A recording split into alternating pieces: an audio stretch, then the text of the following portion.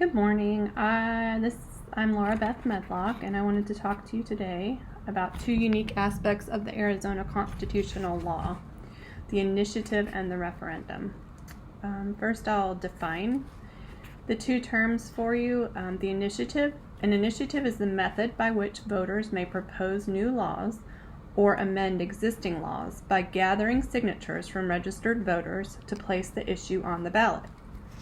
A referendum is the method by which voters may veto a law or part of a law by gathering signatures from registered voters to place the issue on the ballot. The Arizona Constitution states the people reserve the power to use at their own option the power to approve or reject at the polls any act or item or part of any act of the legislature. So the way that initiatives and referendums are created are very similar. There's 7 steps to each. I'll go ahead and give you those steps to propose an initiative. Number 1 would be form a political committee through the Arizona Secretary of State's online system, Beacon, or be prepared to designate an existing non-candidate political committee to act as the petition sponsor. Then number 2 is to file an application for serial number with the Arizona Secretary of State's office. Number 3 is to acquire the appropriate initiative petition from the Arizona Secretary of State's office.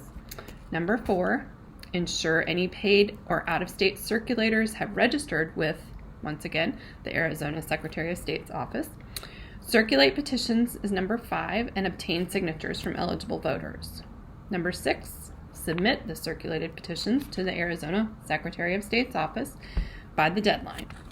Number 7, the Secretary of State and applicable county recorders will process the petitions and determine whether enough signatures were gathered to place the measure on the ballot.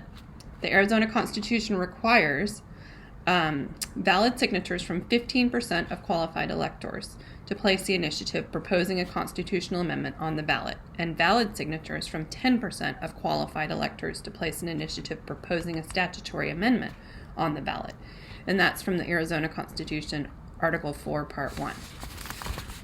So the next, we'll talk about the referendum and how that gets prepared. Number 1, we form a political committee through the Arizona Secretary of State's online system, or be prepared to designate an existing non-candidate political committee to act as the petition sponsor. Number 2, we'll file an application for serial number with the Arizona Secretary of State's office. Number 3, we'll acquire the appropriate referendum petition from the Arizona Secretary of State's office. Number 4, we'll ensure any paid or out-of-state circulators have registered with that office again. Circulate petitions and obtain the signatures once again from eligible voters. Submit the circulated petitions to the Secretary of State's office by the deadline. And then number 7, the final, Secretary of State and applicable county recorders will process the petitions and determine whether enough signatures were gathered to place the measure on the ballot. So the minimum number of signatures required to refer a measure to the ballot is equal to 5% of the number of votes cast at the last gubernatorial election. So those numbers are different with the initiative and the referendum. So then I'm going to compare and contrast the initiative and the referendum.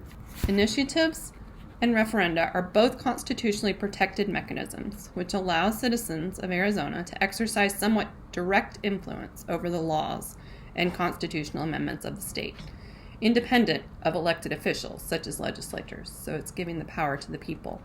Essentially, the difference between them is the distinction between positive and negative influence.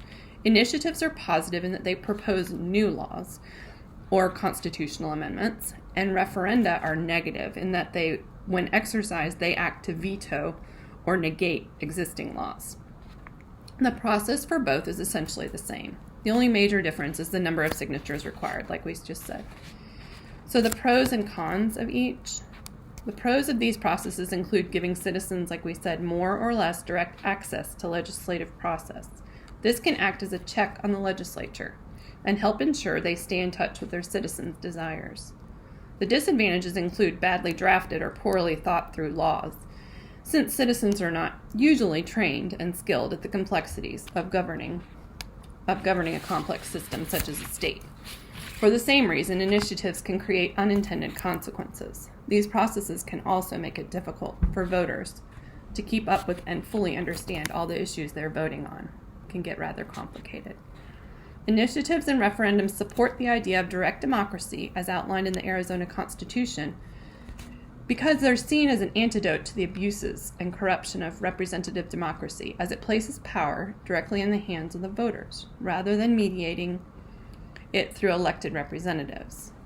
Once again, in the Constitution, Article 4, Part 1, Paragraph 1, it enshrines the principle when it states, "The people reserve the power to propose laws and amendments to the Constitution and to enact or reject such laws and amendments at the polls, independently of the legislature, and they also reserve, for use at their own option, the power to approve or reject at the polls any act or item, section or part of any act of the legislature."